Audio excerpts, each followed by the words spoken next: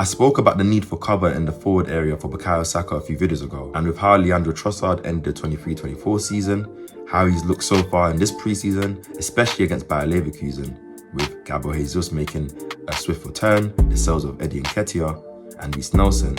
Gabriel Martinelli seems to be the forgotten man in Arsenal's attack, with most fans wanting an upgrade, or at least for him not to start. But I'm going to tell you in this video the reasons for Martinelli's blip last season and why I think he will explode in this 24-25 season. Now, if you're new or you're returning and you haven't already, I'm almost at 500 subs, so smash that subscribe button down below, smash the like button down below, and comment down below all your thoughts. Without further ado, let's get into this video. Gabriel Martinelli output-wise had a worse season last season than the 22-23 season, but there's many reasons for this. A lack of left-hand side balance compared to the right-hand side and the season before, multiple injuries that he suffered that ruined his rhythm, an increased defensive role due to insecurity of our left back, and just the fluctuation of a young player not being linear in terms of progression. You can clearly see his confidence was ruined. Let's have a look at his season, last season compared to the season before. At 22 years old and standing at 5'10", Gabriel Martinelli is a right-footed forward who can play as a centre forward and as a right wing as he's been used in the last game of the season, but predominantly he has been used at the left wing in Mikel Arteta's system.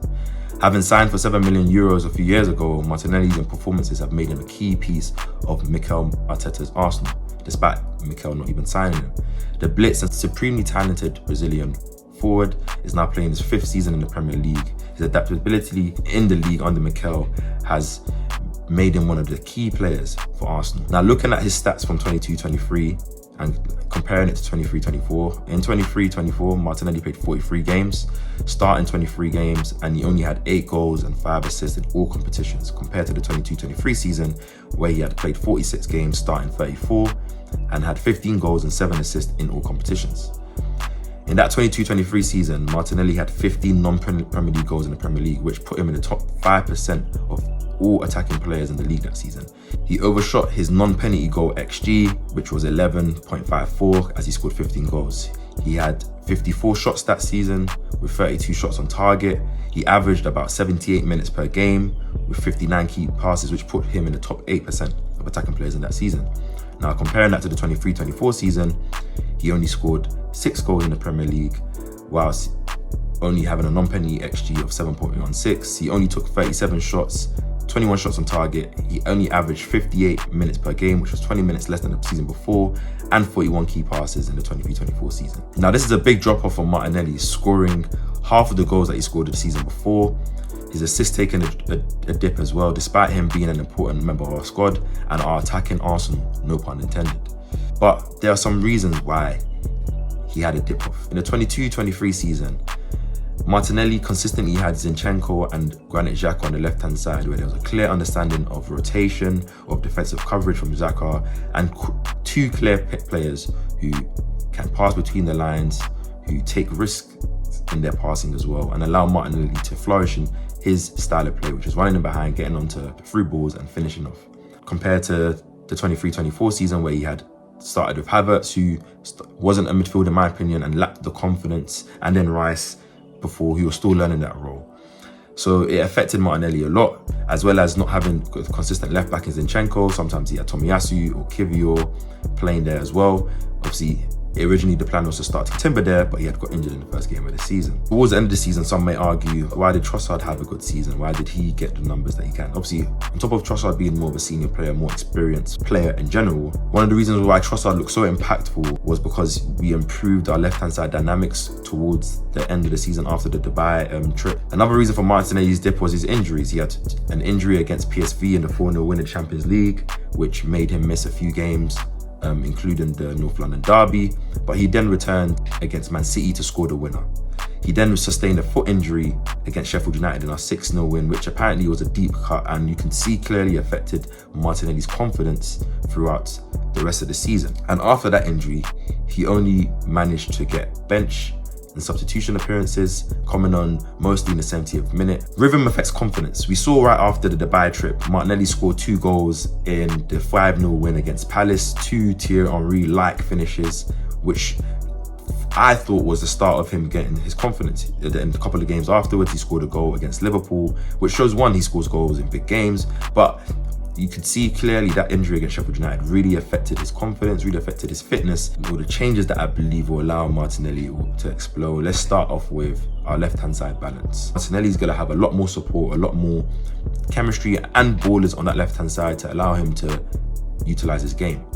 With the increased level of expectation that he's going to have this season based on his poor output last season, the performances of Leandro Trossard as well, pushing him for the competition, I think Martinelli's going to hit the ground running.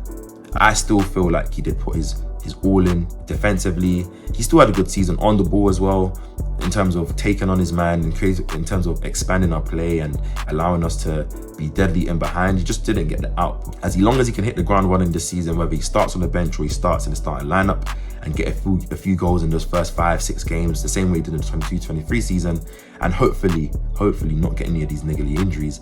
The consistent run of Martinelli where he gets top form and top fitness is crazy. There may be openings for him to play in that centre forward position, which I believe is his more natural position for Gabriel Martinelli.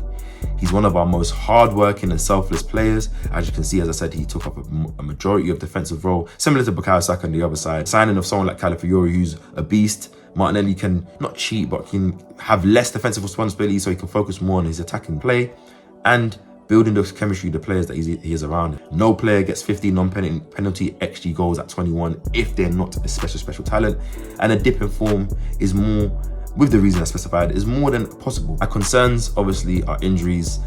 He had an injury run season last season, so hopefully he's able to stay fit through the season, provide Arsenal with the option to using that talent and also the competition, because there's going to be games where we need to use Martinelli's pace and his skill set, and there's going to be games where we're going to need to use Trossard's skill set. And if Arsenal go out inside another versatile winger or forward, what does that do for Martinelli's role? If we sign a right-footed player that can play left wing, does that mean that Martinelli has to be moved out to the right or centre forward?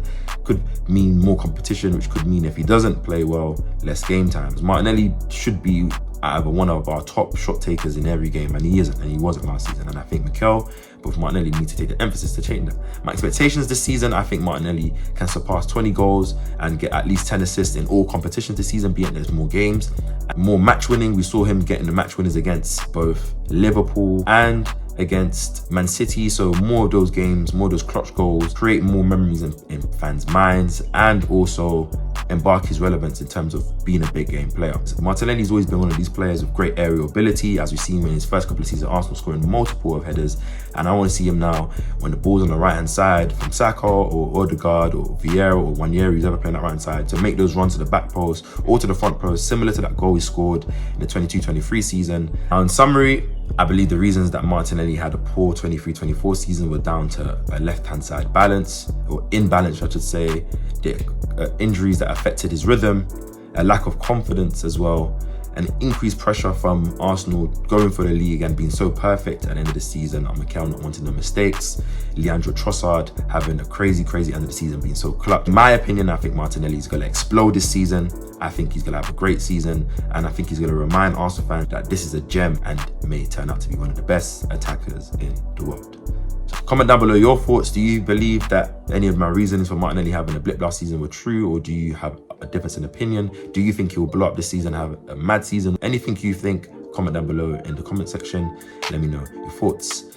Hit that subscribe button. As I said, almost at 500 subs. Like this video, and I'll catch you guys on the next video.